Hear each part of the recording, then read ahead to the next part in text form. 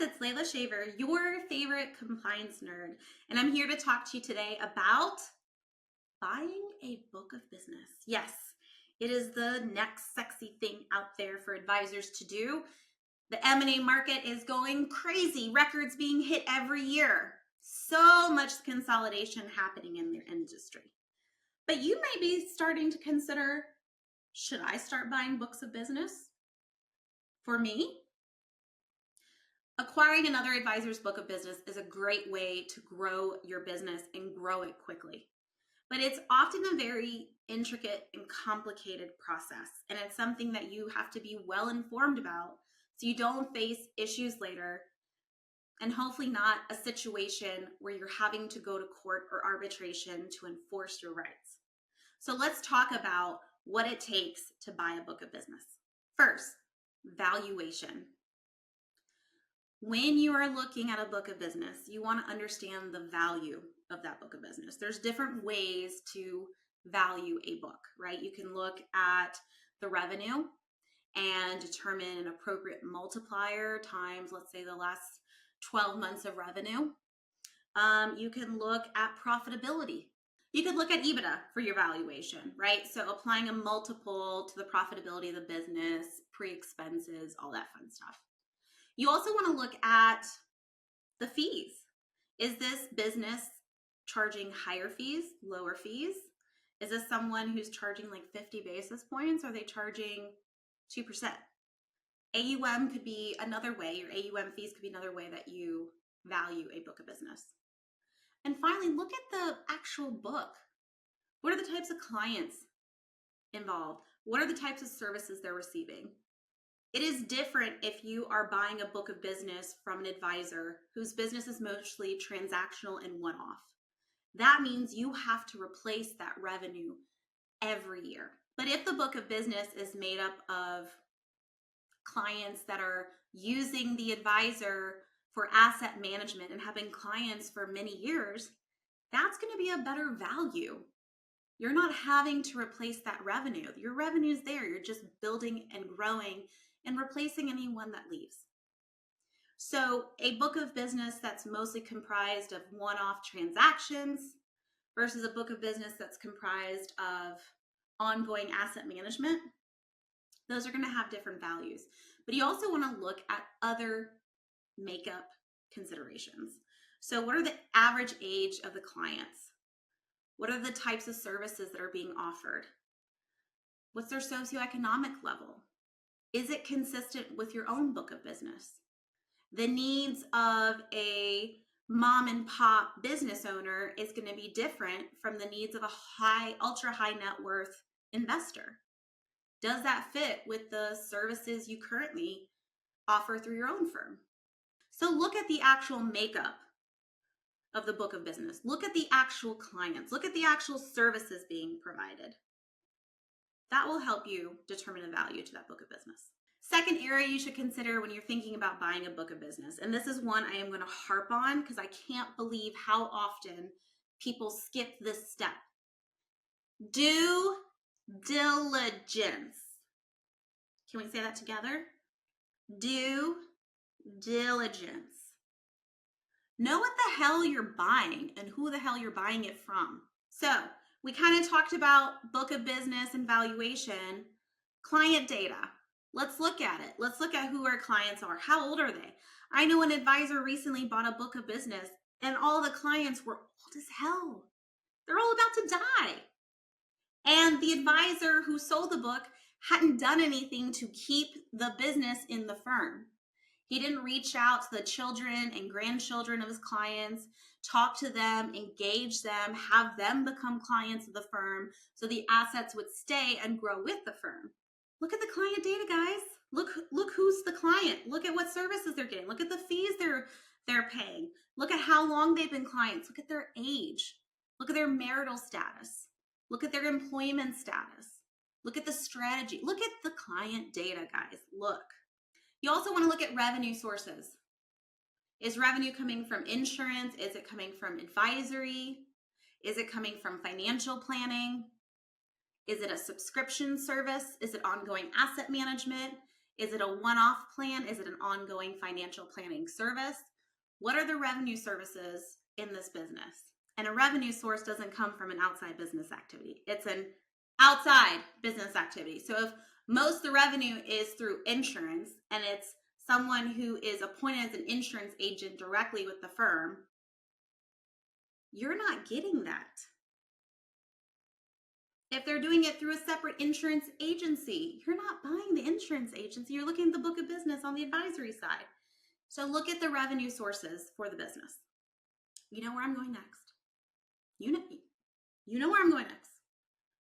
Compliance. Yes, compliance. Look at compliance. Look at, have there been any lawsuits, arbitrations, client complaints? Have they been keeping up with their compliance responsibilities, right? If you find out after you bought this book of business that the clients had been overcharged for the last 3 years, do you know who's probably going to have to pay back that overcharge? Probably you. Unless, of course, you get a great attorney who makes sure you're protected during the acquisition process. But look at this information. Look at the compliance folder.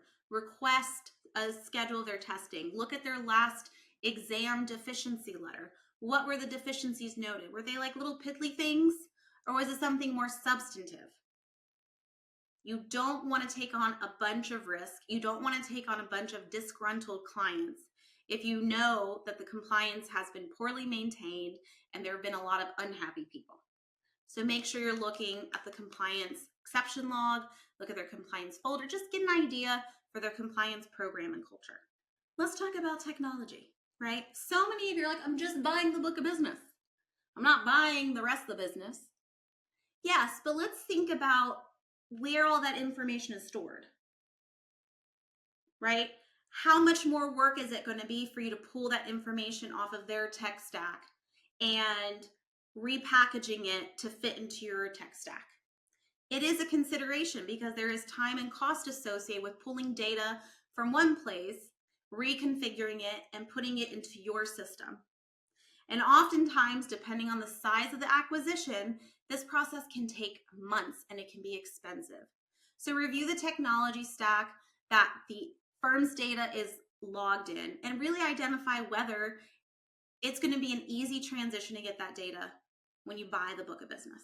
Now, we've talked about the due diligence, we've talked about valuation. Let's talk about what happens once you start this process of buying the book of business and afterwards. So you really need to think about compliance on a moving forward basis as well.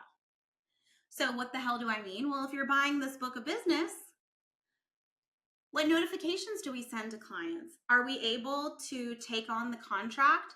Do we have to notify them that, hey, I'm taking over your contract, you have to give me approval to do so, or if I don't hear from you, I'm going to be taking it over. What are the client notifications you have to make? Have you thought about transition planning?